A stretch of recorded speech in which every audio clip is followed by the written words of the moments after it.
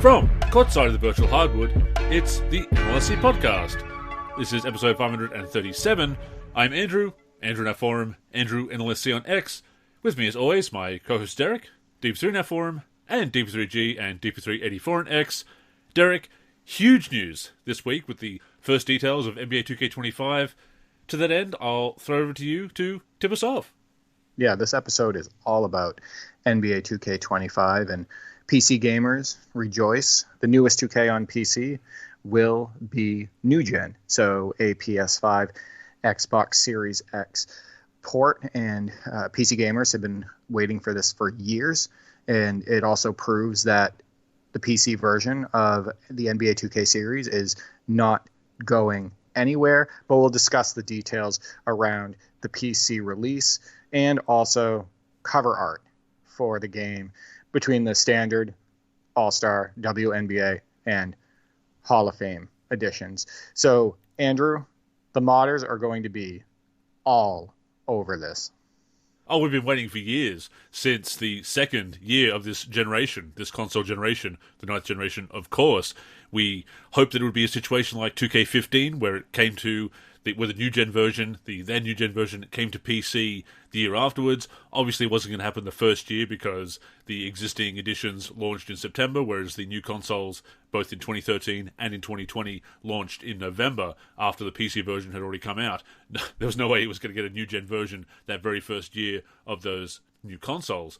We thought it would happen the second year, then hoped the third year, then the fourth year. Finally, it is happening. So we are very happy to see that. Modders have been waiting for it, as you said, and look, it might take a little bit of time to work out the file formats if they are different, although at this point they may be very similar. Hopefully the tools won't take too long to be adapted. Luya is obviously right on top of that. He is awesome. So fingers crossed that we can really get into some modding out of the gate, because 2K9 was a bit slow with that modding and did take a while to really get those tools for the next generation as well. But we've got a lot of years with 2K modding under our belt, so it's kind of like the old days of NBA Live modding, Derek, where we've got people in the community that know what they're doing and are willing to make these tools and able to make these tools, so I'm optimistic. It's interesting because NBA 2K9 was the first NBA 2K PC release. Then our first next-gen release for PC was 2K15, so it was the first PS4, Xbox One port. And that happened fast, Andrew, right? That happened a year after the PS4, Xbox One debut of the 2K series with NBA 2K14. And then we haven't had a new gen NBA 2K, a PS5 or Xbox Series X port now for 4 years after the debut on those systems for the 2K series, which was NBA 2K21. So there was a gap there, and that had you and I worried, right? Because we thought, are they going to actually do away with the PC version? And we talked a little bit about this off air, and we were like 50-50 on it, because I think that while the developers for 2K and maybe even some of the suits like what the community does with mods, and they've even said that they use mods. I mean, even gave us that official mods folder that the plugins were unofficially adding. They finally gave us that official one last year. Yeah, exactly. So they know, and I think they like that aspect. However, there's challenges that they face with the PC version that they don't face with consoles. Exactly. One, not as many gamers, right? So the sales are less. They're not, they're not making as much money for the PC version. And number two, there's just more ways to hack the game and ruin that online experience. And I'm sure that there's a headache with that, right? And I'm sure that they're fighting that all year, from the release date all the way until the end of that game's cycle. So we were elated to know that 2K was still going to be on PC. And like you stated before we started this call, that bodes well for 2K being on PC for years now, right? They're not going to stop after just one new gen release. So I would say we're safe now for another 4 or 5 years minimum. I agree, and that is the big takeaway for me. Now, obviously, you and I are being quite critical of 2K24, both versions of that game, and I don't think that PC gamers missed out on a must-play in 2K24. With that being said, there is a lot in the new-gen version that people still would have liked to play, and although we don't like 2K24, a lot of people are playing it. We did talk about this a couple of episodes ago, games that we can't get into and other people can't get into, but are still greatly enjoyed by a lot of people. 2K24 definitely qualifies as such. With that being said, though, I am glad to see it continue on PC to get the new gen version because, like you said, it bodes well for the future. As long as it was going to be a PS4 X1 port, there was always that risk, that possibility hanging over our heads that it was going to be done when that console generation is finally done away with. And we're going to talk about what's happening with the two generations of consoles because it's quite interesting as far as what's happening with that version and purchasing it and pre-ordering it this year, actually. But the fact that it is a new gen version, yeah, it looks like it's going to continue for years to come. Certainly, at least until this generation is no longer supported, which is probably going to be several years, as you said. So, no, that was really good news. At the very least, we may not always get the game we want, but we are going to get a release on PC, and that's important. I can't believe that they are releasing another Xbox One PS4 version.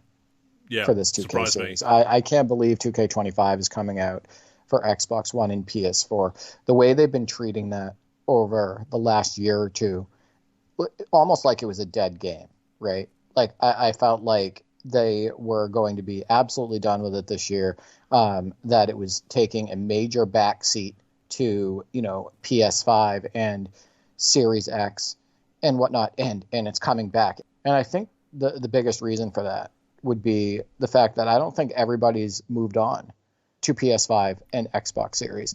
I think there's still a lot of gamers out there, millions possibly, that are still on old gen, on PS4 and Xbox One, whether it's because there was low console availability, maybe they didn't have enough money for the newest consoles, etc. But I think that there's still a lot of gamers there, and that can be the only reason, in my opinion, that they're releasing again for Xbox One and PS4.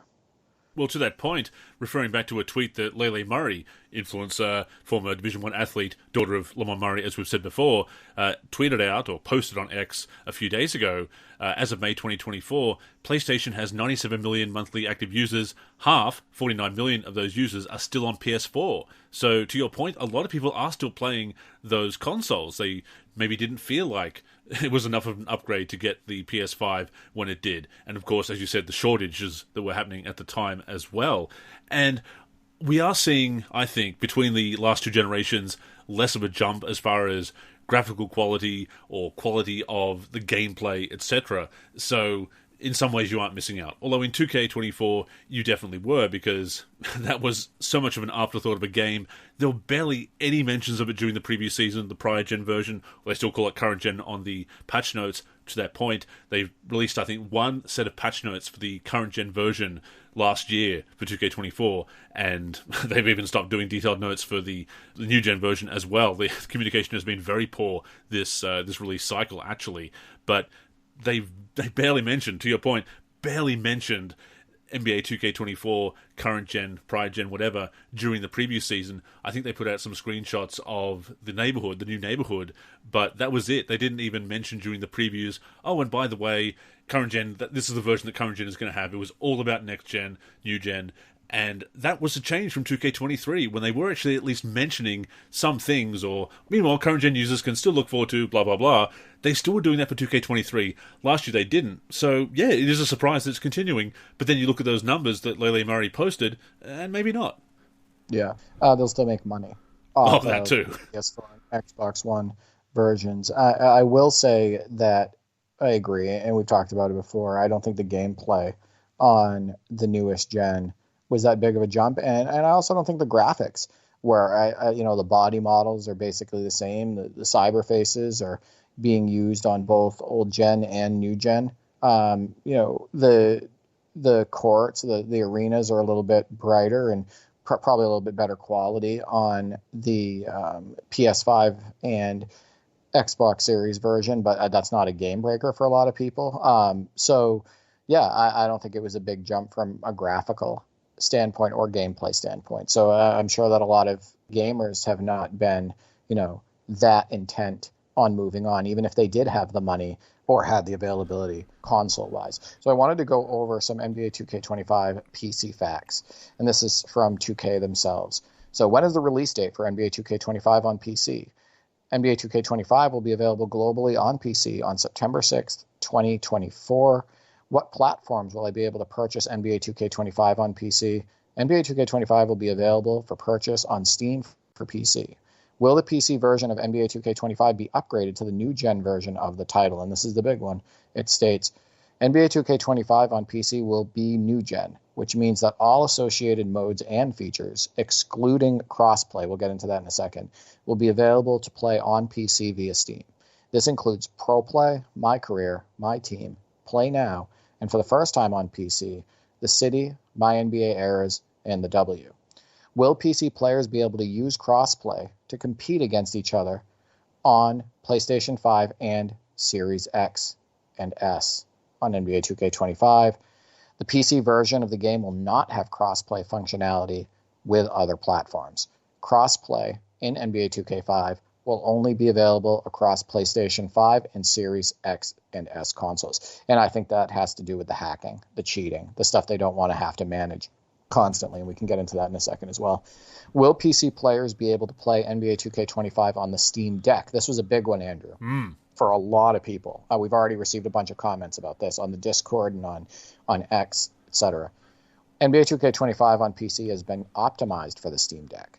You must have a Steam account and have NBA 2K25 entitled to the associated Steam account to enjoy NBA 2K25 on Steam Deck. So those are the things we know right now, and the two pieces we really haven't touched on are the cross-play and Steam Deck pieces. So a couple people commented stating that it not having cross-play, that makes them less interested because they want to enjoy all the things that the PC version can provide, but they also want to be able to play with their friends, right, who are on console, and and play, with or against that console community. And the Steam Deck portion, well, Steam Deck is booming right now. It's growing in popularity. People are loving it. I hear a lot of conversation about it. And there's more and more games being made compatible for it. So that was a win. So we got a loss and a win right there on those last 2 points. For sure. And crossplay, it is a shame that it's not going to be in the game. I have tried to get online games on PC before just to see what the PC scene is like, just to see if I can get some screenshots of hacking for articles and so forth, just to see for myself firsthand. And it is very hard to get a game on PC, in my experience anyway. They must have changed something with the servers a couple of years ago. I actually started seeing more people in the neighborhood in my career, so it is possible. But it's always been much easier to get a game with the bigger user base on console in NBA 2K. So that is a shame, that lack of crossplay, and that is the advantage of it, to have those randoms to connect with. As much as that can be a problem, actually getting a game, though, is better than not playing at all. Well, that's we can certainly debate that. But if you want to play, you actually want to find people to play with. And like you said, playing with friends on different consoles is a huge deal. But to that point, modding and, of course, hacking does make crossplay problematic when you bring the PC version in. So I'm not surprised there, as they will hopefully continue to try to implement anti-cheat features, although they also interfere with modding, so that's a double-edged sword as well. You need to have those anti-cheat measures to preserve the quality of online play, but they also ping modding and modding tools and even just mods as problematic as well, and people have been getting bans for that, so it's something to be careful with. But it is a shame, but it's also it's better than not getting the next-gen version at all, the new-gen version at all, so it is an understandable trade-off, but at the same time I also understand people's frustration with that, because it is something they really want to see. The optimization for Steam Deck is also great news, and that also makes me think that it's going to be optimized for desktop as well, that they're really optimizing the PC version, and that may be wishful thinking, but the fact that they are working on that, optimizing that PC experience for Steam Deck, hopefully does apply to the desktop version as well, the regular version for PC. And the fact that they are putting out this FAQ about NBA 2K25 PC, and the fact that they're promoting the PC version in that way for the first time in a long time, it makes me think they're putting some effort in here, and that, again, is promising. I think they know that the community is going to be all over this too, right? Yeah. I think they know that they're going to have to put some effort forward in order to not be, I don't know, I'm not trying to be negative here, but to avoid kind of the community ripping this game apart. Yeah. And look at the scores. Think look at the recent scores for 2K on PC, on Steam. They're horrible. Yeah. Yeah, it's either usually negative or mixed or At mostly best. negative. Yeah. It's not good. And I hate to beat a dead horse, but I've said this on many episodes. Go through games that are on sale, not on sale, etc. Games that have been around for a while, games that are new, and you're going to see that probably 90% or more than 90% of the games on Steam have positive or very positive or overwhelmingly positive reviews. People gushing about their games and just ranting and raving about how awesome the games are. And people don't just go online to leave negative reviews. People are just not negative all the time by nature. People don't only give critiques when it comes to feedback or, just kind of, they don't just yell at developers all the time. So I want you to use that as a reference when we talk about this, because when you see negative or mostly negative reviews or mixed reviews for a game on Steam, it's because something's wrong, right? There's a lot of people out there not enjoying the game for various reasons, whether it has to do with bad connectivity, things they don't like about the gameplay, predatory mechanics, graphical stuff, or a combination of all of the above. So, don't not pay attention to those reviews because they mean something. Before we go on, a reminder that the NLSC podcast comes out every week on the NLSC, MBA-live.com, as well as our YouTube channel. We're also on Spotify, Apple Podcasts, and other podcast apps. If you're listening on any of those apps, we'd greatly appreciate a review. To keep up with the show and everything we're doing with basketball gaming in general, connect with us on social media. On Twitter and Facebook, we are the NLSC. We also have an Instagram, NLSC Basketball, and on YouTube, we're youtube.com/NBA Live Series Center. Once again, visit us at NBA-live.com, where in addition to the podcast, you'll also find all of our original content, as well as our forum and modding community.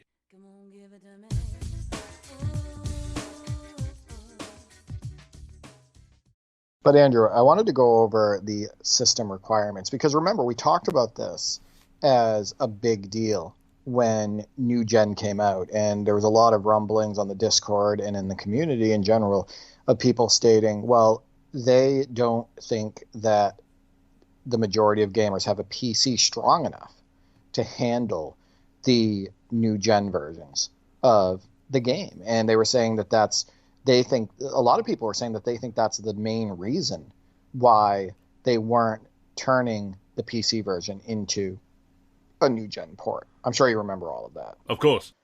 So I'm going to go over this real quick. So minimum system requirements requires a 64-bit processor and operating system. Operating system, Windows 10, 64-bit, latest update. And I hope that doesn't mean that it wouldn't work for Windows 7, right? But who knows? Maybe we can get some feedback from the community after the game is released if they try it on Windows 7. Processor, Intel Core i3-9100 or AMD Ryzen 3 1200. Memory, 8 gigabytes of RAM. Graphics, NVIDIA GeForce GTX 960, 4 gigabytes, or AMD Radeon RX 570, 4 gigabytes, or Intel Arc A580. So from my understanding, like an RX 570 right now, you can get for pretty cheap, right?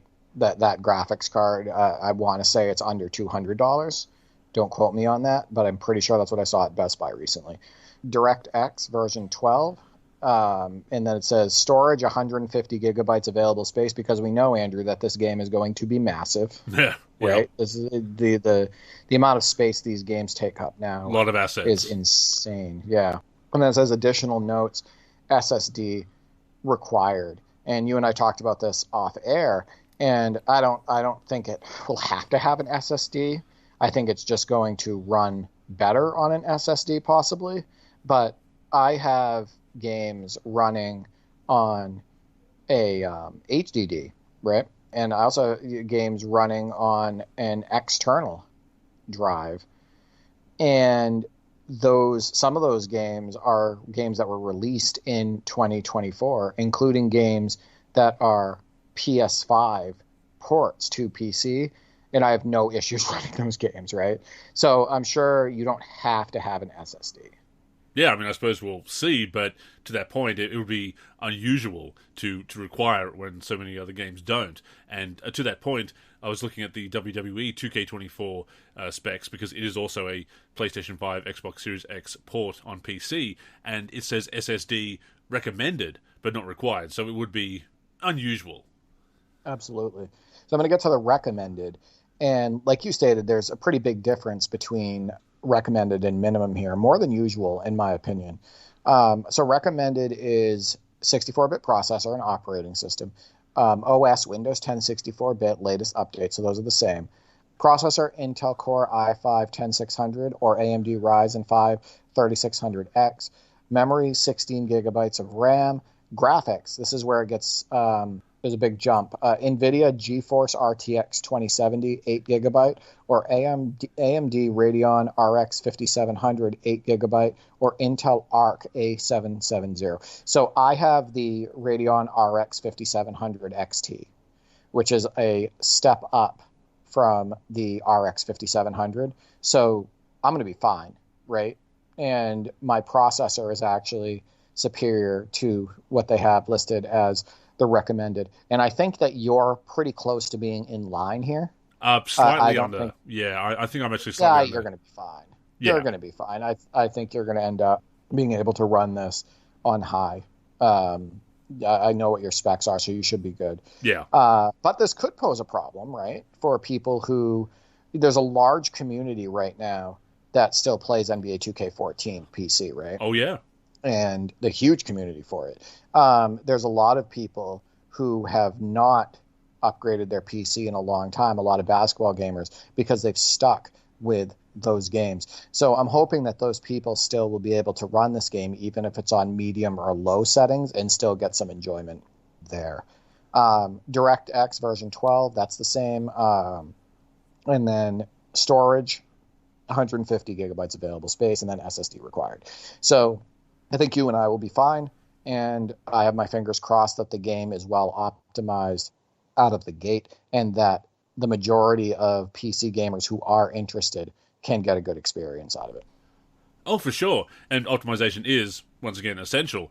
So I did want to read out the requirements for WWE 2K24 PC just to compare, because once again, this is a PS5 port, and yes, it is a different game, obviously, so it is a certain amount of apples and oranges. It is a Visual Concepts product at the end of the day. It is from the same generation, so it is worth noting, I think. To that point, minimum are 64-bit Windows 10, Intel Core i5-3550, AMD FX 8150, 8GB of RAM, GeForce GTX 1060, Radeon RX 480, DirectX version 12, of course, 90 gigabytes of space, and actually DirectX 9 for the sound card. SSD recommended, with at least 3 gigabytes of video memory. For the recommended specs, 64-bit Windows 10, Intel i7 4790, AMD FX 8350, 16GB of RAM, GeForce GTX 1070, Radeon RX 5600 XT, DirectX 12, 90 gigabytes of space, standard, same size these days, same sound card, SSD recommended. So it has much lower specs, WWE 2K24. Again, we are comparing apples and oranges to a certain extent because it is different games designed and programmed by different people at Visual Concepts, but to that point, that does have lower specs. So I don't know whether these are placeholders or speculative or whatever, but we will see, and hopefully it's optimized to the best of its ability. But it is interesting that compared to WWE 2K24, that NBA 2K25 has higher specs and a bigger range between its minimum and recommended. Someone mentioned that the 2K25 PC specs are almost identical in minimum and recommended to Madden 24. And I have Madden 24 on my PC. I know that the Live King does and other gamers in the community, and I have had zero issues running that game. I can max it out. It runs completely smooth, 60 FPS, no issues whatsoever. So I think that bodes well for my setup. And it probably bodes well for yours because I think you have a solid setup as well. I also wanted to bring up that, you know how they shared that screenshot of Vince Carter? That terrible screenshot where his face is all scrunched up. I don't think it looks anything like Vince Carter for NBA 2K25, and they put that on all their social media platforms. Why didn't they use the one that's on Steam here? It's way better. Did you see? So the one is on community. Go on Steam and look at the previews under the games page on Steam, and you'll see a Vince Carter screenshot where his face looks great overall. Like it looks just like Vince Carter. And I just don't understand why the marketing team does stuff like that. Like, why use that terrible screenshot when you have one available that looks that good? It doesn't make sense. But I wanted to bring this up. You're familiar with Grok, right? Oh, yes. So I'm going to explain what that is, and then I'm going to read a Grok response related to NBA 2K25. So Grok is only available to premium members. It says, "Welcome to the world of Grok, an AI search assistant with a twist of humor and a dash of rebellion. X Premium and Premium Plus subscribers have the ability to conduct searches and get answers using Grok as an enhancement of X's search functions." And so I don't have X Premium. Neither do you. But somebody on X shared a Grok response related to NBA 2K25. And it says, "Fans demand gameplay footage for NBA 2K25. The upcoming release of NBA 2K25 has sparked significant discussion and skepticism among fans. Many users are demanding gameplay footage before considering pre-orders, expressing dissatisfaction with the lack of transparency and perceived focus on graphics and trailers over gameplay. There is also skepticism regarding player ratings, particularly LeBron James, with suggestions of inflated ratings due to bias. The overall sentiment is one of disappointment and frustration, with many users indicating they will not be purchasing the game or are considering skipping this year's edition due to previous disappointments with the franchise." Here's the funny thing, Andrew. That's all AI generated. It states below, it says, "The story is a summary of posts on X and may evolve over time. Grok can make mistakes. Verify its outputs." So what that did was Grok took the overall feeling based on posts about this game, and they put that AI response together, which is pretty neat, right? But there's a lot of truth to that, right? People are frustrated with the short preview season, how late they end up getting gameplay, how Take-Two tries to get as many pre-orders as possible before they give anybody any gameplay. People are frustrated with the lack of transparency from Take-Two, whether it comes to pre-order season, patch notes, etc. There's a lot of truth to that Grok AI response. It does read like a very accurate aggregation of things people have been saying up to and including NBA 2K24, and I think I would agree with a lot of that. It's stuff that we've said to that point, to the point there that is Skynet listening in, Derek? AI listening to this podcast right now? Please subscribe if you are, Mr. AI. But there's definitely a lot of accuracy in that. At the same time, I saw on Reddit that apparently 2K25, because pre-orders are already open, is one of the most pre-ordered games over the past couple of days in Canada, at the very least. So a lot of people are still immediately ordering it, either because they're excited it's coming to PC, or they're excited about 2K. A lot of people did like 2K24, obviously. We've seen people playing it more than we have and enjoying it more than we have, so it's not totally surprising.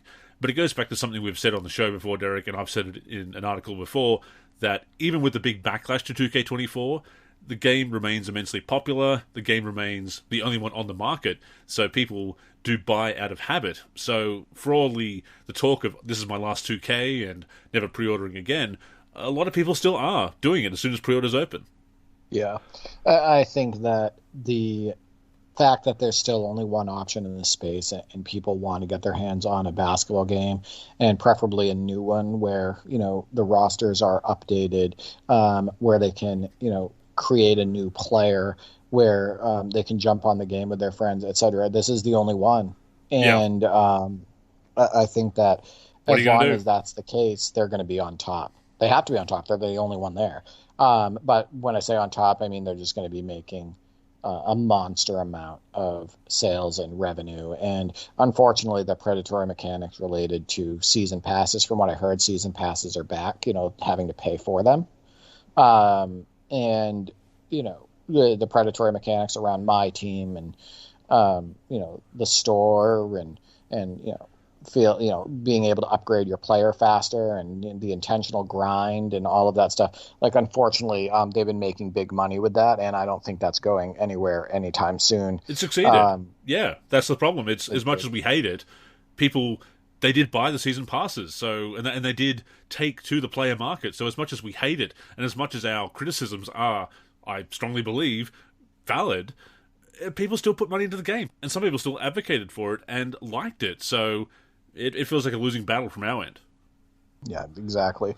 I did ask a on the side question to the community, basically, what mods you're going to be jumping on first, either to create or download, etc. And pretty much every response that I've seen is related to MyNBA eras. That's what people are most excited about. Creating retro single season mods, touching up 2K's versions of the rosters, and, creating some sort of UBR/URB type thing with NBA 2K25 PC. And I do think that is still the biggest draw in modding. Well, it's a huge head start, isn't it? I mean, and we get the huge head start. Yeah, right? The rosters are there in the game. I mean, yes, they have their problems, but that's a lot of work that you don't have to do that we did have to do in the past. So any kind of head start that you can get is better than doing it all from scratch. Right, exactly. What does it mean that I'm going to jump into MyNBA eras, the vanilla version that they release? Probably not, especially if the gameplay isn't strong. And one thing that I want to mention is that what was the biggest turnoff for us for NBA 2K24? It was the gameplay. Exactly, right? Yeah. And if that doesn't improve, for me, like if the shooting is still out of whack and frustrating and not user-friendly or realistic, if there's suction still all over the floor and you're hitting brick walls everywhere, like invisible walls, and the gameplay is just overall frustrating, then you're not going to see me play that game much, Andrew. Even though it's next gen on PC, you're not going to see me, uploading videos really. I'm not going to be jumping into my team, all of that stuff. So I think this needs to be more than, or modding, right? I'm not going to be motivated to mod it. I hope that the new direction, and this sounds silly, right? But I hope the new direction with the cover art and bringing 2K25 next gen to PC, that I hope that it's a new beginning for them. And I hope that, gameplay gets the proper attention, the proper tweaks, that they fix a lot of those canned issues with the game, and maybe they tighten up the foot planning, and that the game is now better for not just me but all gamers, right? There's less frustration and the game plays better and it's more fun. So my biggest concern is still, are they going to fix the issues with the gameplay? Well, it's like we've said before, we don't feel that PC gamers missed out on a can't-miss gameplay experience with NBA 2K24 next gen, new gen, whatever, that we didn't like either version of the game that much the more we played it, and I stick by that.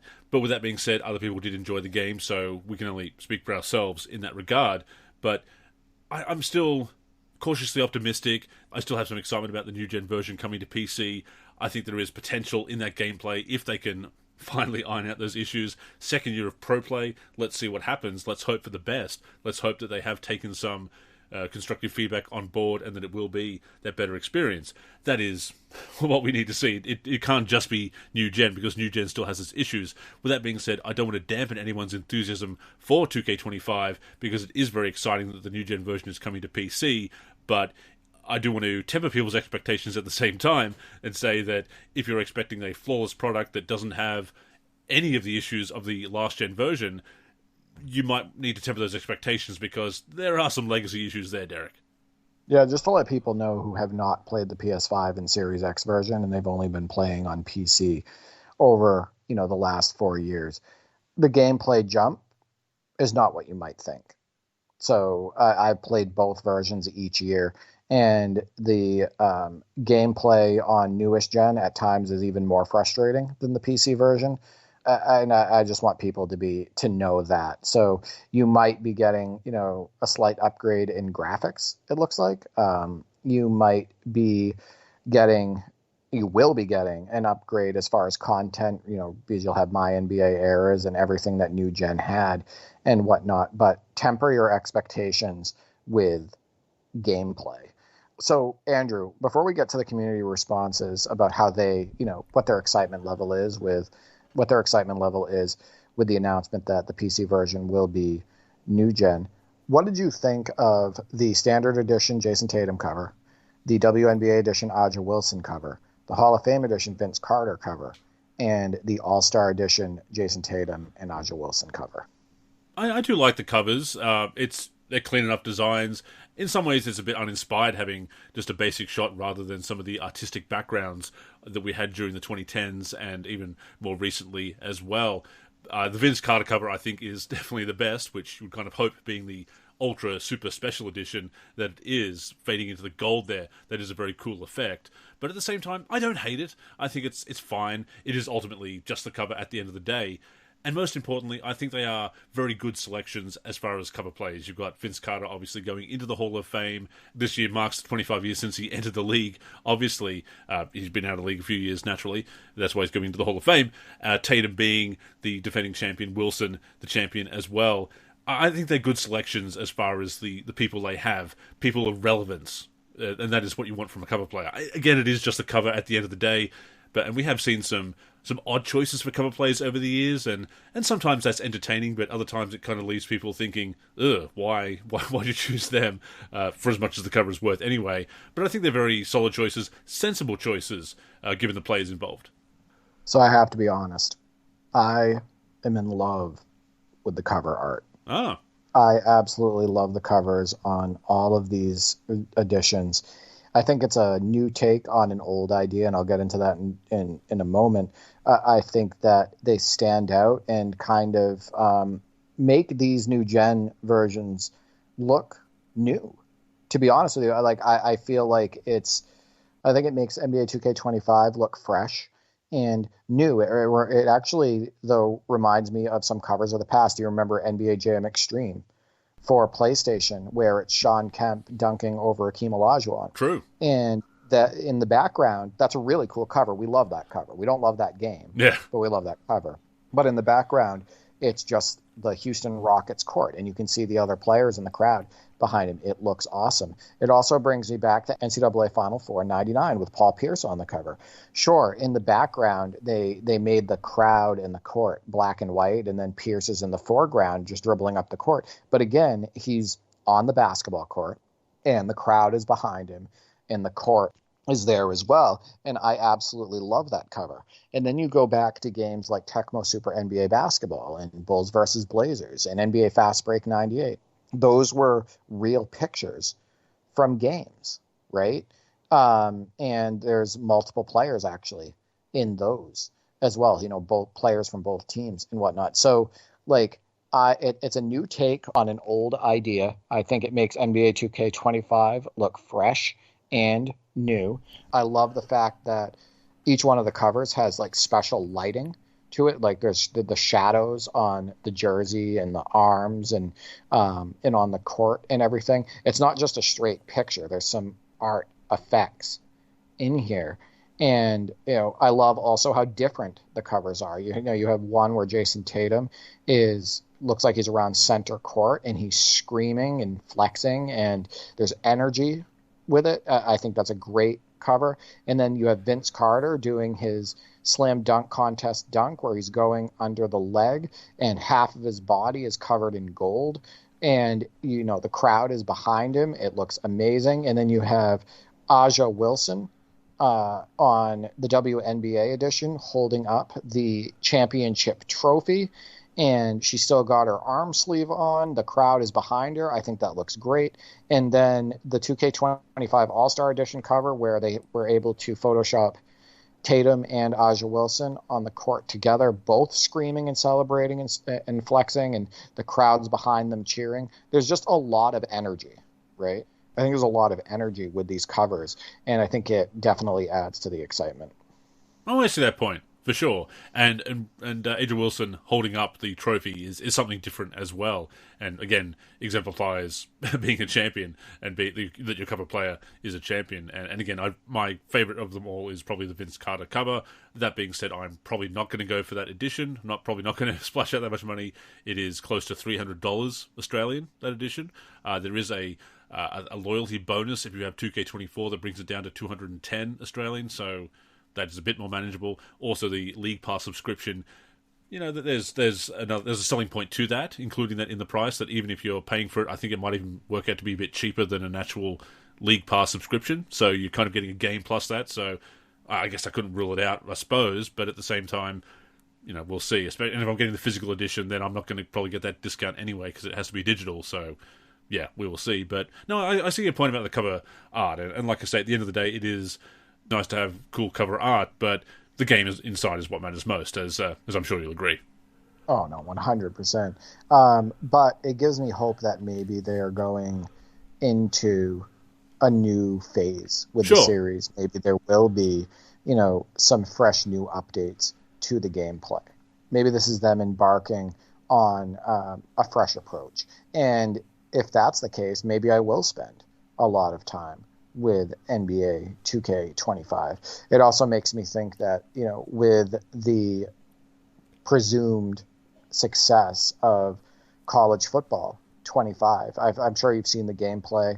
I'm sure you've seen, all the commentary. That game is showing incredibly well. I think it's going to be an unbelievable hit for EA Sports.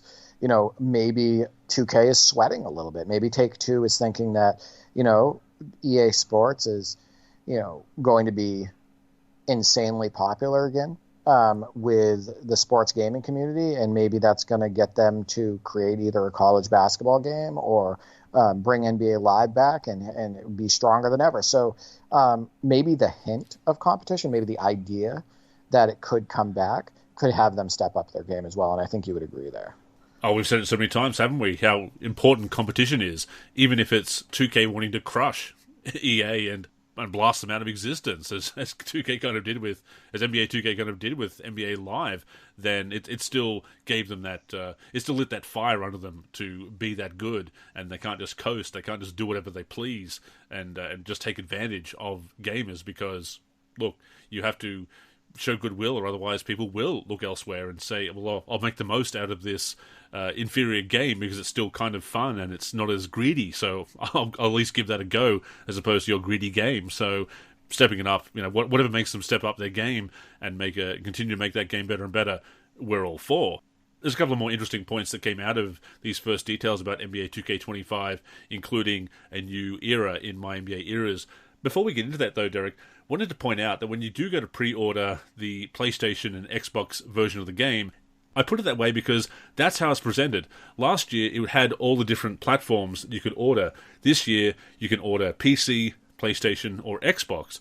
And it appears if you order the PlayStation version or the Xbox version, you get both generations, 8th and 9th, PlayStation 4, PlayStation 5, Xbox One, Xbox Series X/S, with that pre-order. Now, that was a pre-order bonus for the special editions in previous years. You could get the digital version. If you bought one, you would get the digital version of the other. But that bonus appears to be across the board this year. So you are buying two games for the price of one. Now, that is kind of cool, obviously. Part of me also, kind of cynically, Derek, thinks that it's going to allow them to pump up the sales numbers, because are they going to count both platforms as a sale apiece? You're buying two games. Of course they will. Yeah. That's a great way for them to pump up those numbers, so to speak.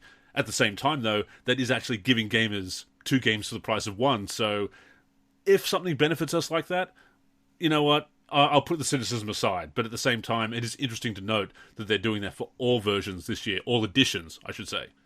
Yeah, that is interesting, and I do think that it's going to definitely pump up their numbers, and they're going to be able to use that under their bottom line. Before you get into the MyNBA era's new era that was announced, and we don't know what that era is, we'll speculate. I wanted to give a quick rundown of the community's responses to their opinions on the cover art, Andrew. So Roger Ward, Live One Legend, states, I think that 99% of 2K gamers are picking the Tatum or VC cover. No offense to WNBA hoopheads. I would agree that those are probably going to be the most popular. The Live King says, who cares? Next gen is on PC. LOL. Yep, that's the biggest piece, right? That's the biggest excitement around this. Bucky T states, I only like the VC Hall of Fame edition cover. Also, let me add, they did a horrible job on the face scan. It's like the graphics are getting worse. And that's because he saw that scrunched up VC face, right?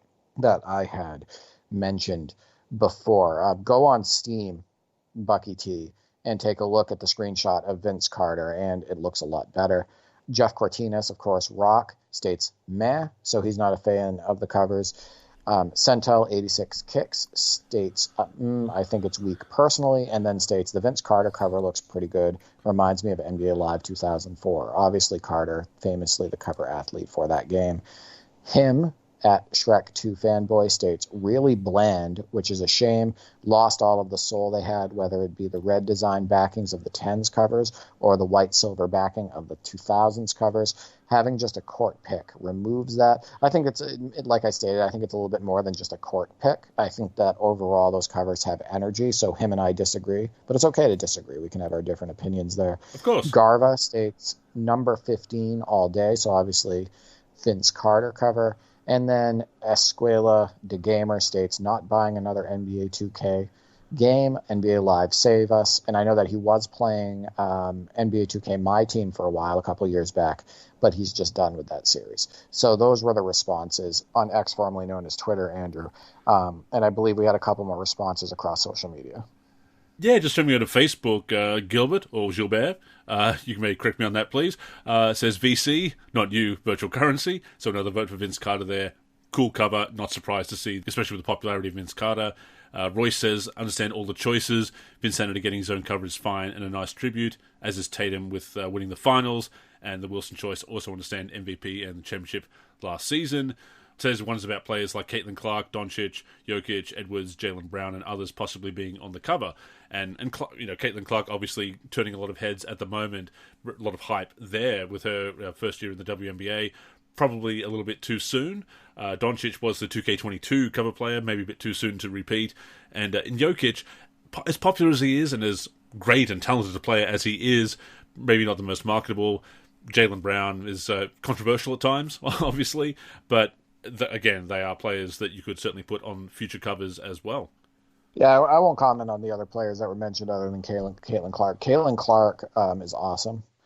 Absolutely love her game. She's actually a better passer than she is even a shooter, and she's an outstanding shooter. She's a really good shot creator. Big fan, and I hope that in the future she does get a cover. And I think that she can be the new face of the WNBA, so fingers crossed there. And one more response from our Discord. Juicy Shackmeat says, frankly, I love all the covers, but there's a cynical side of me that believes the background crowd was AI generated. I guess we could ask Grok. We could tap into Grok again. Yeah, I'm not sure. Either way, like I said, I think it just adds a lot of energy to those covers, and I'm a huge fan of them, and for the reasons that I stated. But yeah, this new era in MyNBA eras that is going to be debuting on obviously PC now, as well as PlayStation 5 and Xbox Series X in the new gen version. In the previous games, we've had the Bird Magic era, the Jordan era, the Kobe era, LeBron era came in last year. Then the current era is basically your normal franchise mode with the current league rosters, whatever the current season is in the game in question. Obviously, the 2025 season in 2K25. But yeah, this new era, let's speculate. What could it be? I think it's just going to be a newer era. I think it's going to be like 2020s maybe, or late 2010s, because they don't have enough licenses to do the 70s. In my opinion, they're not going to have enough rights.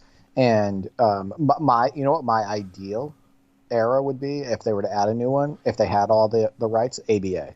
I think it would be fantastic to have the ABA represented in the game. But there is, in my opinion, almost a 0% chance that they would have those rights. I think that the ABA is an integral part of basketball history.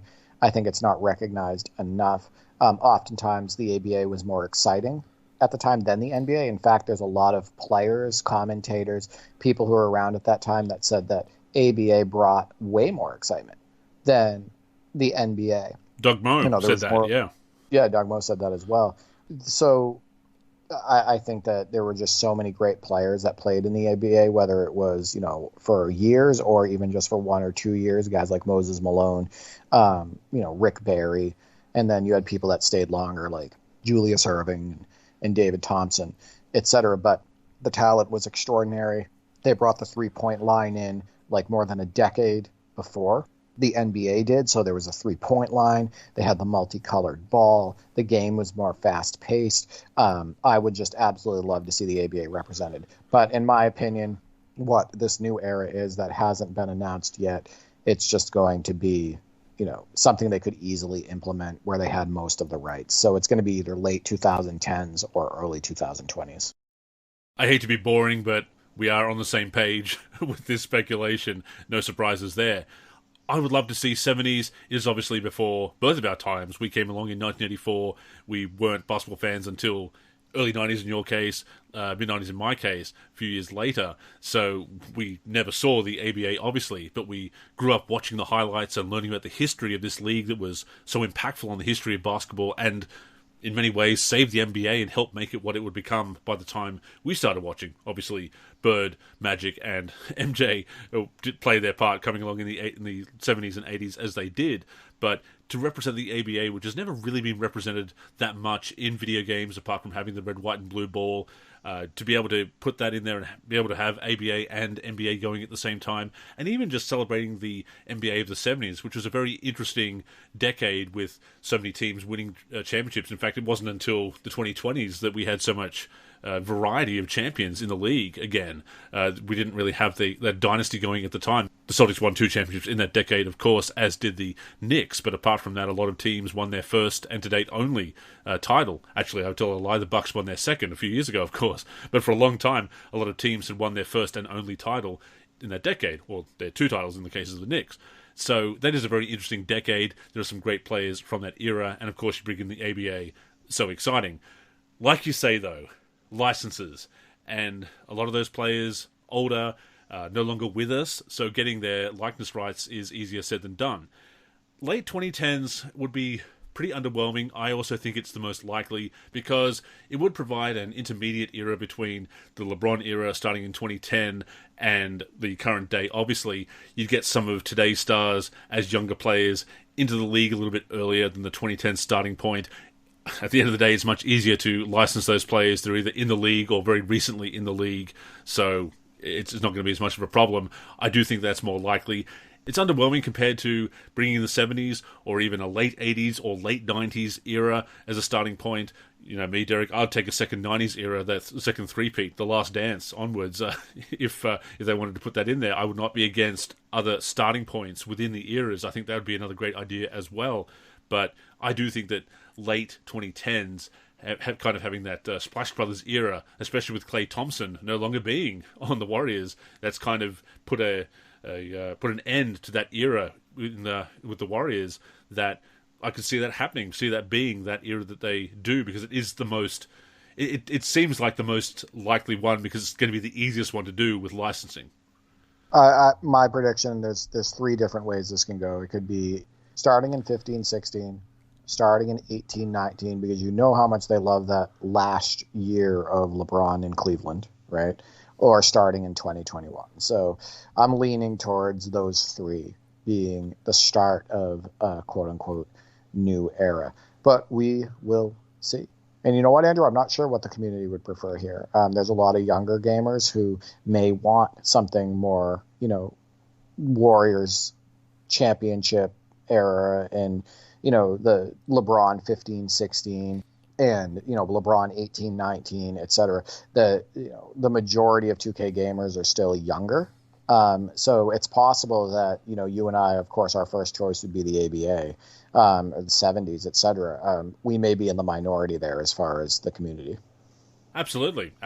And one has to also remember that Kevin Durant's big off-season move to the Warriors that shocked us all was 8 years ago, just past 8 years ago, a few days ago from when we're recording this. So that's almost a decade. The league changes a lot in about a decade. It takes about 5 or 7 years. The league can really change its face if you go back through history and see how eras overlap and the changes that take place within the span of an era. So for a lot of people, if you are younger and grew up watching the NBA in the 2010s, then those late 2010s with the Warriors and the Cavaliers and the big moves of LeBron moving around and Durant going to the Warriors, there's nostalgia there for a generation. It's also funny how much basketball has changed in that decade. I was going back and watching games from around the 14-15, 15-16 era of the NBA, and just the basketball still felt like it was much higher quality than what we get today, right? Yeah. There was still value, more value in those mid and post areas. There was more variety. I felt like the basketball on the court was more balanced. It wasn't as much of running up the floor and jacking up the first three available or not available in today's NBA. It's like, oh, I'll just shoot a contested three on this possession. Why not? And we'll do it again on the next possession. And then on the next possession. It felt like basketball was overall in a better place in the mid 2010s, 10 years ago. Oh, absolutely, I agree, and maybe that's why I still like NBA 2K14. It's the end of that era, so to speak. Before we get into the community's responses about the PC news, just wanted to touch very briefly on the pre-order bonuses, Derek. We're not going to run through them because they're the same pretty much as every single year. There's nothing too exciting there. It's the same amount, basically, of VC. You've got My Player clothing. You've got My Team packs that will be coming out each and every week. So it's the same kind of pre-order bonuses. I do want to say, though, as always, Derek, that I will never advise people that they must pre-order. They're not going to run out of copies. If you are set on getting the game and you would like to get those bonuses, if you do play My Career, if you do play My Team, there is an advantage of getting those pre-order bonuses for that little bit of a boost at the start.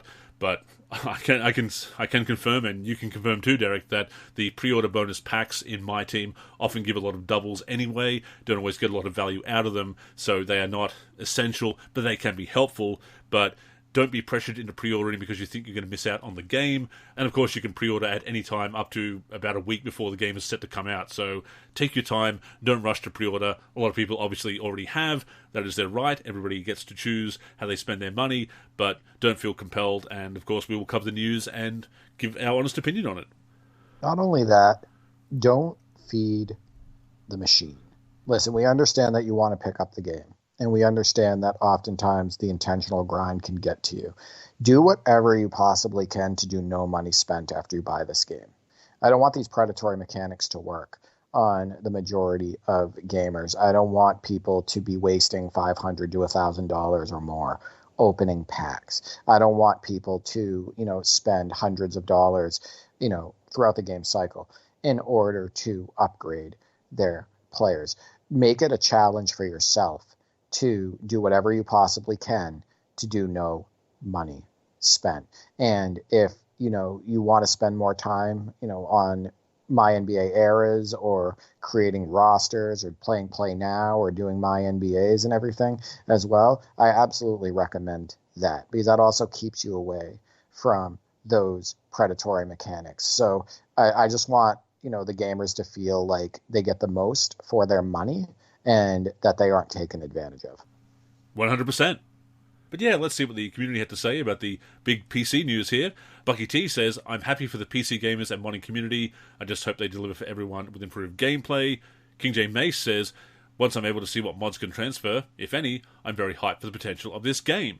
Modding is the big thing, obviously, when it comes to the PC version. Derek, goes without saying. We know what King J Mace can do with a modded NBA 2K with his streams. And yeah, hopefully we can get great mods happening sooner rather than later.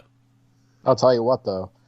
King J Mace is all about the gameplay. If the gameplay is frustrating to him, he is going to stick with NBA 2K23. So he's been still doing the blacktop, in the Street League and all of that stuff. He's still been using NBA 2K23 for that because not only were the mods better overall for 2K23 than they were for 2K24, and there were more of them. And I believe that's also the game where he truly got the league going. But at the same time, the gameplay was better to him. I think I talked to him offline about this. The gameplay was better to him in NBA 2K23. The shooting was better. The overall feel of the game. So yeah, the gameplay will need to be strong in order for King J Mace to truly move on. NC to the Bone says that his hype level is very high, especially with the work that the modding community puts in. These guys are the best. And another modding comment here from Mahmood, modder in the community, of course, says, I'm personally very excited for a new-gen version coming to PC. I know myself and others have been waiting a while to truly flex their creative muscles in a modern NBA sandbox. New-gen has its flaws, but it smells better than what we had for 2K24 on PC. I mean, from a gameplay standpoint, I would respectfully disagree, but from a content standpoint, you know, it certainly does offer more right out of the gate as far as retro rosters, and I don't think that the new-gen gameplay was, for me, markedly worse than current gen, so I don't think we're going to be taking a step back getting the new-gen version on PC. At the very least, it's going to be more of the same, which is not great, but, I mean, it's not a step down. That's the important thing. Yeah, I don't think it's a step down, and I agree with you. I think the big draw here for the modding community is just that content base, like having more content to work with, especially with MyNBA eras, and being able to work with the new lighting and it kind of make things pop a little bit more, etc.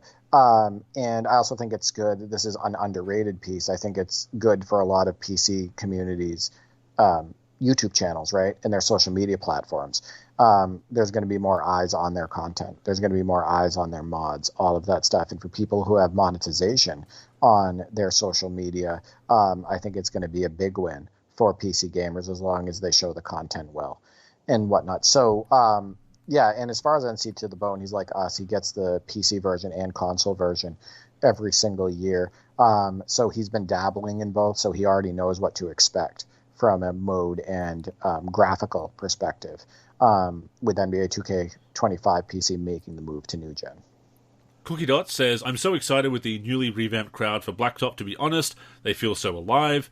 And Dives, modder in our community as well, says, my question is, do they use new technologies like DLSS or FSR?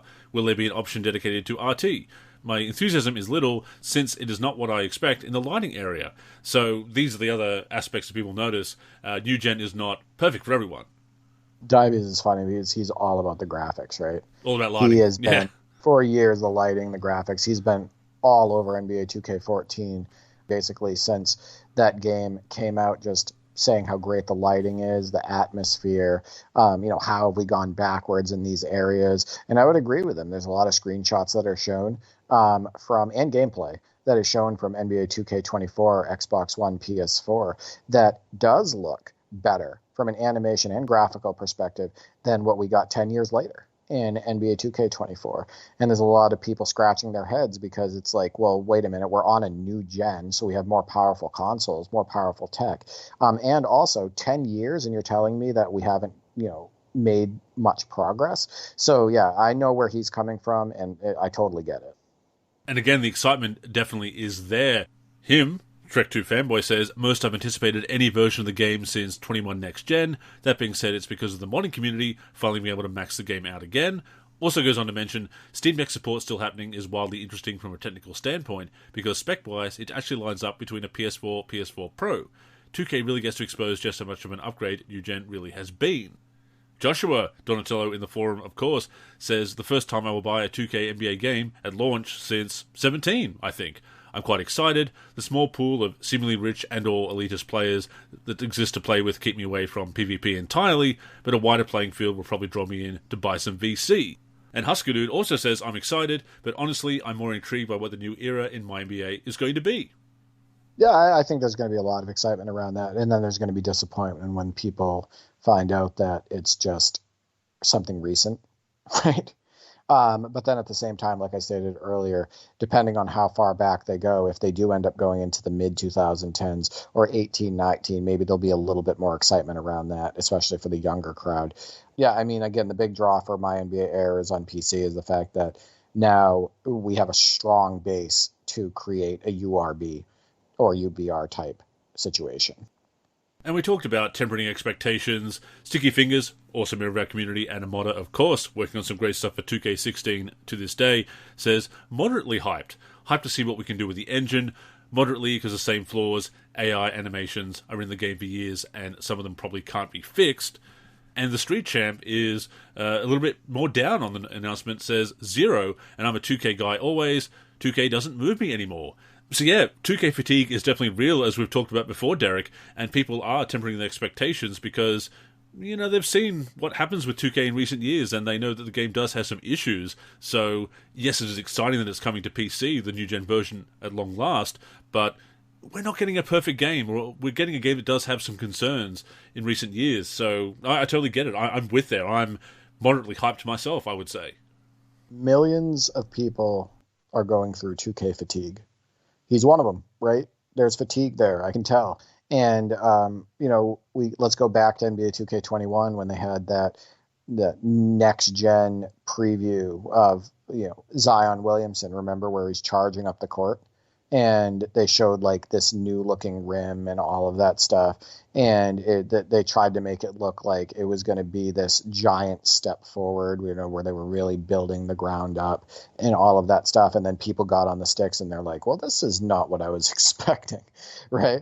The player models all look the same as they did on past gen. And sure, the game was brighter, so the lighting was better, but the players were moving the same. They were looking the same overall. And there were steps back even in a lot of ways gameplay wise. So I completely agree with Sticky Fingers, and I completely agree with those who have the 2K fatigue. And of course they had that really weird occultish ad for 2K21. I don't know what that promo was about, Derek. Yeah, you're talking about the one with the creature with the wings and the occult symbols. The occult symbols. Yeah, that was creepy, and I don't know what developers are thinking when they do stuff like that. I don't know the specifics, but honestly, that stuff is concerning. That's all I'm going to say. I think the timing of that was absolutely terrible. And is there any good timing for that? Probably not. So yeah, I thought that was super concerning. When you show a dark figure with wings at the 8-second mark and the 24-second mark, and that's Kobe has recently passed away in a tragic accident, what are you doing, marketing department? Very weird. Let's just put it that way. Yeah, I'm not a fan of that, and I think that at the end of the day, all that does is just kind of scare people. I don't think that was good at all. Nothing to do with basketball, that's for sure. Jumping into Facebook for a few more responses now. Jacqueline says high level, her excitement level that is. Finally, a light at the end of the tunnel. Antonio says, thank God. And Royce says, my excitement level is high to see what all the community is going to do with the game. I look forward to the modding and seeing highlights and such on YouTube, NLSC itself, and other sites where all the creating done by the community will be seen. Yeah, if it delights us, then the community will really take to this game, and you'll see those mods, and you'll see those highlights, and they'll be in the top 10, obviously, Derek, and that'll be very exciting to see PC gamers get in on the action with those highlights, and so forth. And of course, the modding is a given in our community, but enjoyment of the game, that's what we want to see. The first few weeks of NBA 2K25 being out, the top 10 is just going to be flooded with highlights, and I am looking forward to that. I think it will be awesome for the countdown. So Andrew, jumping over to the Discord, Dealy Boy states, excitement level boiling. I hope the files stay the same just for older mods to work from 2K18 to till 23. And yeah, that is going to be a big hope in the community, Andrew. The fact that some of those old assets will work. That way, a lot of stuff doesn't need to be recreated, including maybe some cyber faces, some courts, maybe scoreboards, etc. And he continues with, I know it should, though. It's just a new gen version of the game. Better graphics, better gameplay, faster load time than old gen. And I hope cyber faces from 2K23 can work also. So a lot of what he just says there is related to modding. I think that's a big hope in the community. And he mentioned loading times. That is why they recommend an SSD. In fact, that has been recommended for game performance for a while. Obviously, if you do have that space on an SSD in your desktop, and the consoles have SSDs, obviously. So, again, we're not sure if that requirement is actually a requirement or a recommendation. It is saying required in the requirements at the moment, but we will see. And it's obviously advisable if you have the room on an SSD to install it there, because you will get that speed. Yeah, I also want to point out that Murat's comment here is a big concern for myself and the community. He states, hopefully files can be edited. If they're all encrypted, then that's a lot of trouble. 2K9 had very limited mod opportunities back in 2009. Then a lot of tools got much better with 2K10. But it's his next comment, Andrew, that I think is concerning for the PC community. I think there will be lots of security implementation so that people can't mod the game. Remember when 2K took out Vetman's next-gen scoreboard? So, like, he's worried that they're going to put more security around their files that are either going to make it impossible to break in or much harder to create tools around. So I think that's definitely a major concern. And even if it's not targeting modding itself directly, then those anti-cheat measures that they're going to be putting in there for the online scene, which do need to be there, that they could interfere, that they could trigger false positives of cheating when it's just offline modding that are going to block people out of online content. And people still want to get their rosters and roster sharing, which needs your account not to be banned to access that. So that is definitely a concern, being able to develop tools. And of course, just like the last generation of games, when they push through updates, that's going to change the executable file. So those tools are still going to have to be updated to account for new versions of the game. That is something we didn't have to deal with back in the day when we were just dealing with the save files directly and didn't have to worry about the executable. So, yeah, these are definitely concerns with modding, and these are the challenges that we face, and other modding communities have faced them for a lot longer than we have. We were very lucky for many years with our NBA Live and early NBA 2K modding scene, but, yeah, we need to be vigilant, we need to be careful, and we need to work with what we've got. And I think the community is going to figure out a way, right? The talent in the modding community is just absurd. And I think that within weeks, we're going to have the tools, whether it be in Blender in order to import body models and courts and stadiums, whether it be, being able to get courts and stadiums themselves to work in the game. You're going to see a bunch of new Cyberface releases. I think the community is going to rock out. They're going to be awesome. So, Andrew, before we close this episode, I wanted to share a message that I received from Royce, a member of the NLSC community. He sent this to me on X. He states, and this was at the end of June, he stated, "Forgot to say, got home on Sunday, picked up NBA Shootout 2003 and 2004 for PS2, and Fox Sports NBA Basketball and NBA Hoops for PS1 for like $26 total, along with other items in my travels with the family. Been playing all the games since getting home and back from work, and still like the Fox Sports game from when I had it originally on PC. The shootout games do play really well and are on their way into the rotation." So great deal there, right? Like all of those games for $26, he's going to have endless hours of entertainment on those. And he's got a good mixture of arcade and sim games there as well, because he threw NBA Hoops in there, which is 3-on-3 full court, and you can get a lot of gameplay out of that.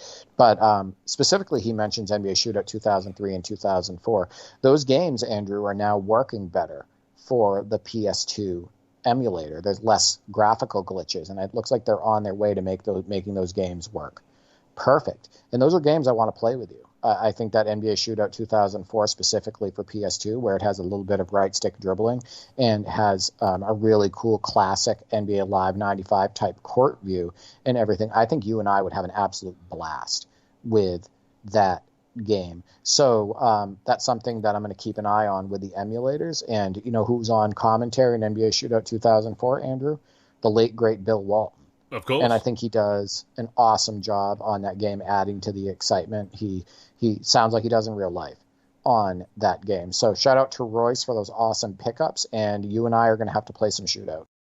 Absolutely, that's the first thing that came to mind when you said that it was working better on the emulator, and it's great to see the emulators getting better and better, the compatibility for PS2 and PS3 across the board, games not just booting, but actually working and not having those texture errors, and of course that means we can share that footage and make it look so much better on the YouTube channel as well, but just not have to worry about that, and players warping into weird shapes and disappearing textures and so forth, what was happening with those games, as I recall, on the emulator, or how it used to be. So, no, that's really good news. And, yeah, great to hear about Royce's pickups. And goes to show once again that shop around and hit up those stores that aren't trying to gouge on retro games, and you can get some old favorites for a bargain price and still enjoy them 25 years later.